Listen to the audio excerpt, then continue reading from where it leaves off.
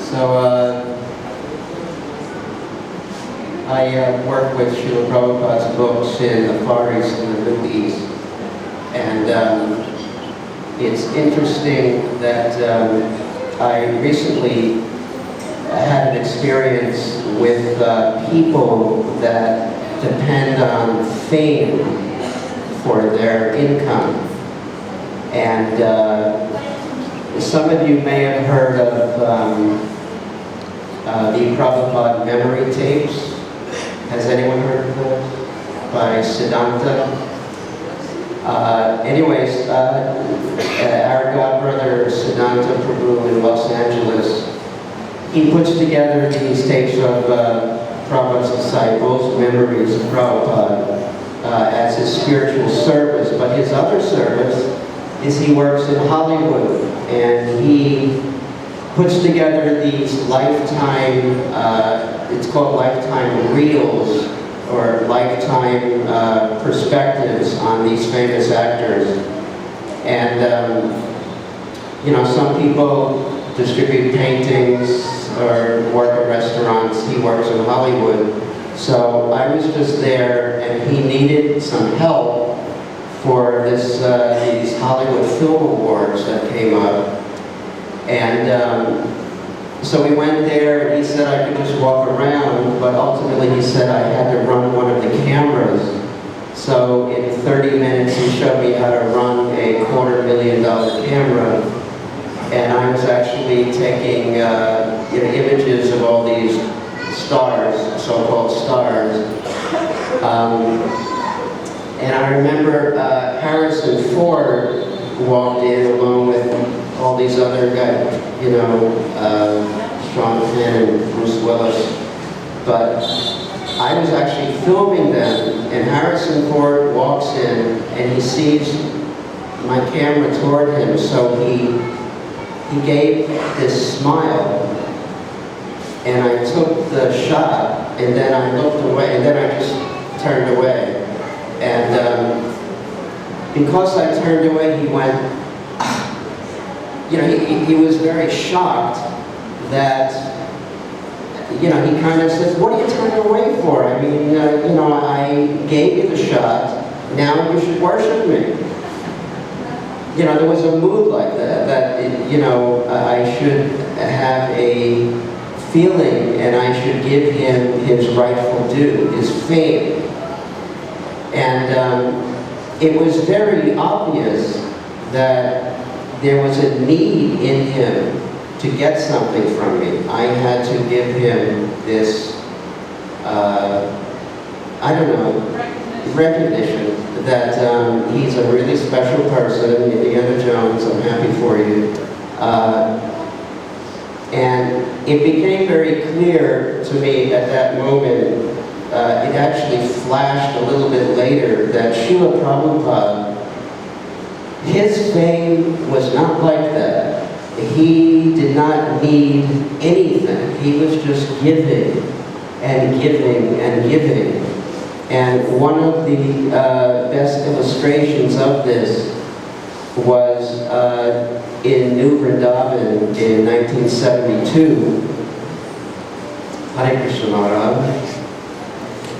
Continue. In New Vrindavan in 1972,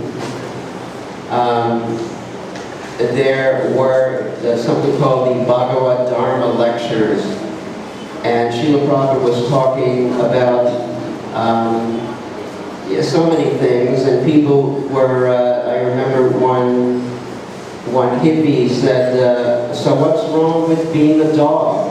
You talk about don't be a dog, worship God. What's wrong with being a dog? And Prabhupada said, I bless you. So we were kind of terrified at that moment, because as far as we were concerned, that person was going to be a dog in their next life. But after the lecture, Srila Prabhupada started a kirtan, which went down in the history books as one of the most remarkable experiences that everyone had.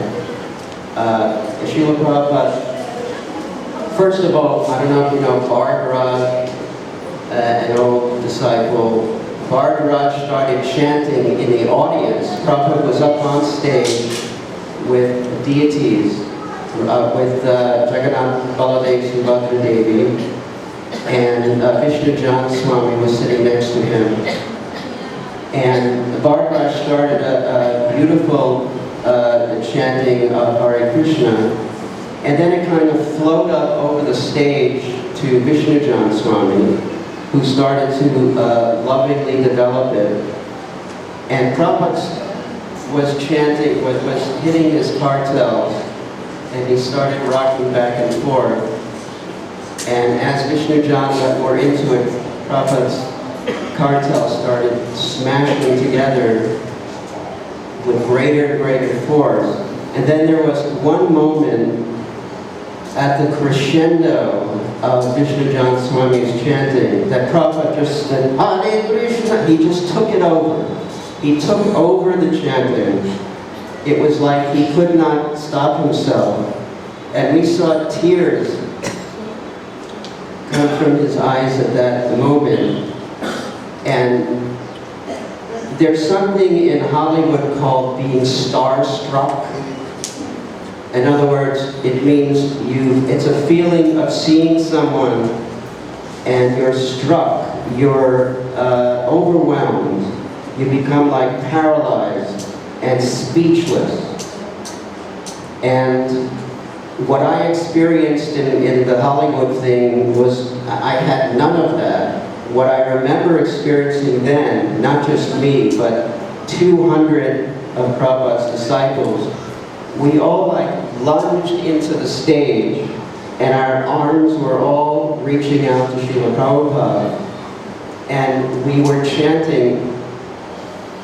It was kind of like the heavens opened up and love of Godhead fell down on us, and it got to a point where we were gasping. We could not even speak anymore, and everyone was crying.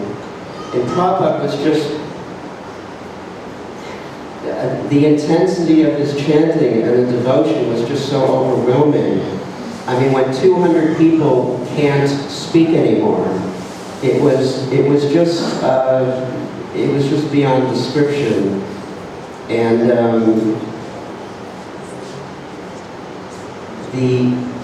that moment was also, it's been described in several books, Ayaski's book, etc. But it was a life-changing moment, and Srila Prabhupada gave that as a gift to us. And it was so overwhelming that it's kind of like we were pieces of dust in this hurricane of devotion that was coming from Prabhupada. And it was almost scary. It was, you could not control it.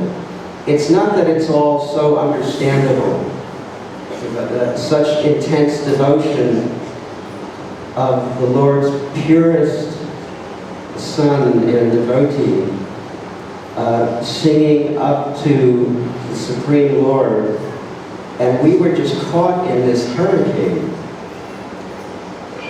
And everyone was just devastated afterwards and could barely move. So that is what I would call being starstruck.